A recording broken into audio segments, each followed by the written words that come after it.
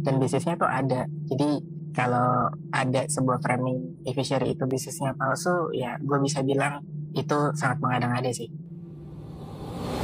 Ibarat anak emas yang mendadak berubah menjadi anak tiri, e-fishery terpaksa harus menelan kenyataan pahit. Mereka dilaporkan telah menghentikan operasional perusahaan tercatat sejak bulan Desember 2024 lalu akibat skandal fraud yang terjadi di dalam internal perusahaan. Pemberitaan di media semakin ramai.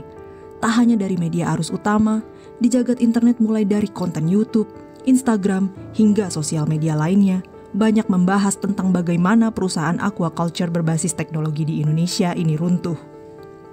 Publik dibuat sibuk untuk menguliti skandal yang terjadi. Namun ada satu suara yang jarang didengarkan oleh masyarakat luas. Ialah suara dari mereka yang terdampak langsung dari skandal ini. Sedikitnya 90% dari total karyawan terancam kehilangan pekerjaan mereka. Di tempat ini, di tempat yang sama, di mana pimpinan mereka pernah duduk, mereka menyuarakan apa yang tidak pernah didengar. Inilah Moors Intel, the voice of the unheard.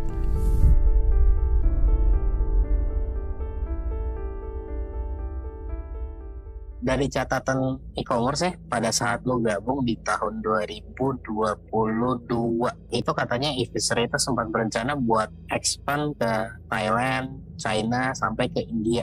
Itu sempat kejadian nggak?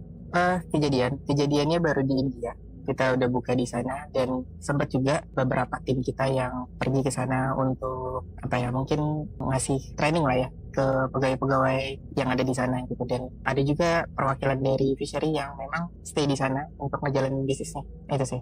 Lu udah kemana aja bareng sama fishery? Banyak sih.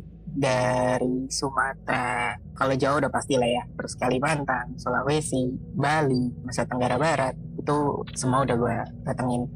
Lihat langsung respon mereka rata-rata tuh positif sih responnya, karena memang impact yang diberikan e-fishery ke farmer tuh nyata gitu.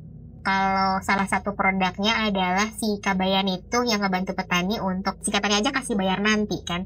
Itu tuh banyak petani yang common problemnya adalah dia tuh terbentur dari modal untuk membeli pakan. Nah itu kan kita bantu. Nah kalau misalkan memang flow pakannya sudah ada, terus dia bisa melakukan proses taninya itu sesuai dengan apa yang dia sudah plan, terus otomatis kan dia juga mendapatkan hasil taninya dia juga baik. Itu kan jadi akan jadi satu ekosistem yang muter terus ya. Itu sih yang jadi dampak positifnya. Terus jadi gue juga tertarik akhirnya untuk ikut di sini. Gue pernah visit. Yang pertama keadaannya tuh dia belum lama join gitu ke e-fishery-nya gitu, si farmernya gitu, kerja sama dengan e-fishery. Terus 1 tahun lebih kemudian gue datang lagi ke tempat itu, visit lagi, memang ada kebutuhan ke sana gitu. Dan itu kelihatan yang tadinya dia cuma punya 3 petak kolam gitu yang cuma bisa ngasilin panennya sekitar cuma 1,5 ton sampai 1,8, dan dia akhirnya hampir punya 12 kolam, dan sekali panen tuh dia bisa sampai 4-5 ton gitu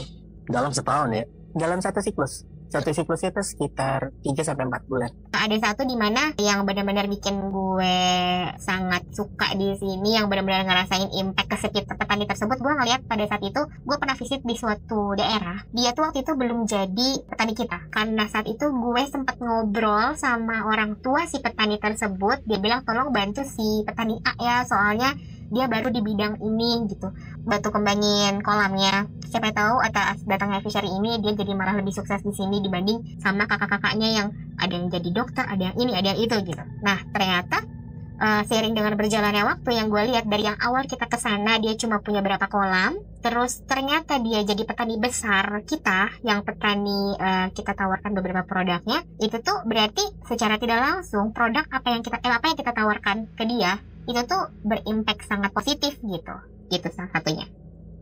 Dan bisnisnya tuh ada. Jadi kalau ada sebuah framing e-fishery itu bisnisnya palsu, ya gue bisa bilang itu sangat mengada-ngada sih. Kalau isu yang sekarang beredar itu benar-benar hampir kami semua e-fishery itu tidak tahu. Jadi yang pertama mungkin yang bikin shock teman-teman di kantor semua adalah pada saat CEO kita kena suspend ya. Tapi kalau memang soal fraud ya mungkin banyak terjadi juga di tempat yang lain gitu. Contohnya misalkan fraud yang ada di lapangan yang dilakukan oleh tim sales yang juga udah beredar juga ya waktu itu ya pada saat layoff di tahun 2024 di sekitar bulan September Oktober itu kan, tentang itu juga itu memang ada gitu kan oknum sales yang, tapi tidak semua salesnya itu melakukan gitu. Itu di bulan apa ya? Gue lupa. Bulan Desember atau November ya? Otomatis kan bikin heboh pastinya ya. Oh, apalagi beritanya langsung keluar dari media, bukan dari internal kita. Terus setelah itu belum lagi ada layoff setelah ada informasi itu. Abis itu ada pergantian interim CEO ya, belum lama, sampai di bulan ini pun memang belum ada sama sekali informasi resmi apa yang terjadi sih sebenarnya di kantor kita. Jadi memang yang kita dapat sangat liar sekali informasinya, ya itu dari beberapa informasi media, terus ada dari platform yang mungkin teman-teman tahu juga ya, atau yang anonim aja. Itu sih. Dan baru tahu ada fraud sebesar itu yang terjadi di Fishery ya baru dari media kemarin aja saya diberitakan.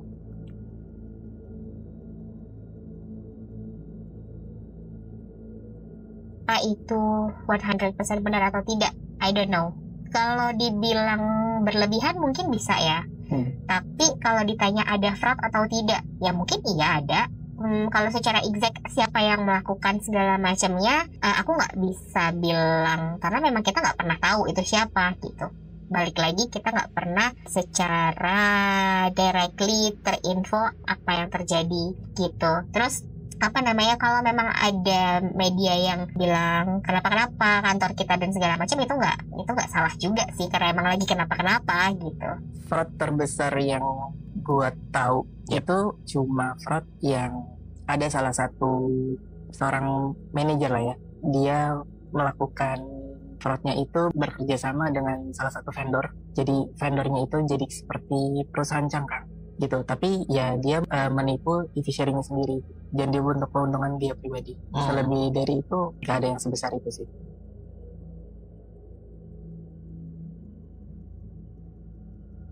Penggelembungan itu pernah ada ya.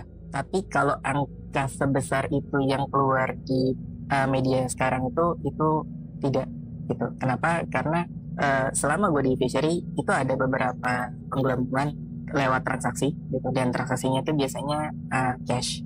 Di data transaksinya pun itu ada flaggingnya tertulis gitu kan bahwa ini memang kita sebutnya itu adalah taktikal, dan kalau ditotalin dari total revenue kita per tahun itu tidak lebih dari 25% gitu kan. Bahkan terakhir itu hanya di angka 5% di tahun terakhir di 2024. Berarti tadinya itu lo tahu bahwa ada penggelembungan seperti ini ya?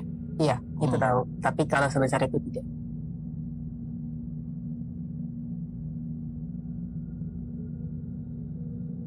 Kalau gue ngomongin dampak dari ke karyawan ya, yang udah gue lihat ya dari si platform anonim itu, banyak yang akhirnya bikin nakut-nakutin karyawan pastinya ya, karena kita nggak pernah tahu ini kapan selesainya si isu tersebut, terus juga bakalan bahasanya tuh bakalan lanjut atau tidak ke si kantor. Sejauh ini sih kalau karena kan 2 bulan terakhir gue nggak pernah ke lapangan ya gitu, dengan keadaan yang seperti ini. Kalau dari sosmed sih lebih banyaknya sentimen negatif ya terhadap e-fishery-nya. Tapi kalau gue dengar beberapa dari tim yang masih ada di lapangan, justru dari kebanyakan farmer itu sentimennya lebih positif sih gitu. Jadi terkait isu ini menurut gue pribadi ya seharusnya bisa ditanggapi lebih bijak dan objektif sih. Itu sih yang berdampak. Nah, kalau untuk dari gue sendiri, gue pribadi tuh udah prepare pada saat si CFO kita tiba-tiba mundur. Jadi maksudnya lebih ke prepare kayak jangan-jangan kantor kita kenapa-kenapa nih gitu. Jadi udah sambil cari-cari juga, tapi ternyata memang masih nyaman di sini. Terus kalau ngerasa bikin takut atau tidak, bukan takut sih, lebih ke kayak khawatir aja ya, lebih ke kayak khawatir kompensasi dan lain sebagainya seandainya aku kena gitu sih. Terus berita yang beredar tuh bikin kita lebih kayak was-was, sama gimana ya ngomongnya, was-was juga, terus juga kayak ngerasa tidak adil juga gitu sih.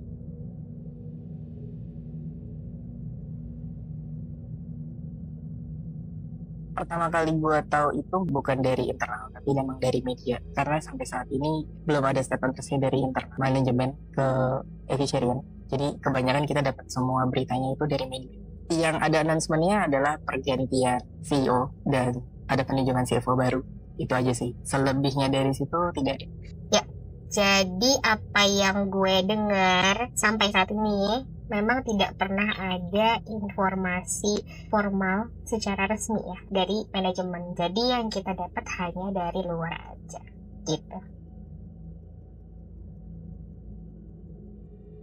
Gua udah ngerasain sih imbas dari pemberitaan media di mana-mana. Lo mungkin juga tahu juga ada beberapa yang menyampaikan bahwa ternyata gue jadi di blacklist nih gara-gara gue kerja di MTN gitu. Nah ternyata gue merasakan itu sendiri akhirnya. Sangat-sangat berdampak karena beberapa dari kami Syrian tuh ya sudah coba untuk nyari pekerjaan lain lah ya dengan situasi kondisi yang kami sendiri pun di sini masih belum dapat kepastian apakah kami masih di sini tuh akan berjalan nantinya gitu bisnisnya lagi atau memang kami Eviserian itu hampir semua karyawannya akan dirumahkan gitu. Memang tapi nggak kebetulan yang gue rasain adalah hal pertama yang ditanya sama si recruiter tersebut, not my skill but what happened in our company previous gitu. Itu sebenarnya udah jadi satu titik di mana wah ternyata di highlight juga ya berita ini. Terus yang sangat disayangkan, gue sempat ditanya apakah gue memang bukan gitu ya bahasanya, lebih ke kayak apakah memang gue nih bisa dibilang yang kalau kata orang-orang all efficient itu fraudster, apakah bersinggungan langsung dengan secara gampang gitu untuk mendapatkan keuntungan secara pribadi gitu sih. Beberapa teman kami yang udah sempat di reach out sama recruiter terus di interview itu seperti dia itu cuma ditanya-tanya tentang masalah isu ini dan kayak sebuah klarifikasi yang dilakukan. Padahal kami sendiri tidak tahu tentang isu itu gitu. Bahkan manajemen pun belum ada statement resmi tentang masalah ini. Apalagi sampai ada label Eviserian itu semuanya adalah fraudster. Itu buat gue pribadi itu adalah suatu hal yang sangat kejam sih. Dihakimi tanpa ada pembuktian yang konkret. Dan gue bilang ya karena kebetulan job gue tidak bersinggungan ya harusnya tidak ya gitu. Boleh disimpulin ini imbasnya ke teman-teman Eviserian yang mau nggak mau udah harus mencari peruntungan di tempat lain tapi terhalang dengan ya mudah-mudahan nggak semua tapi terhalang dengan berita-berita ini sih gitu. Kasian nggak sih?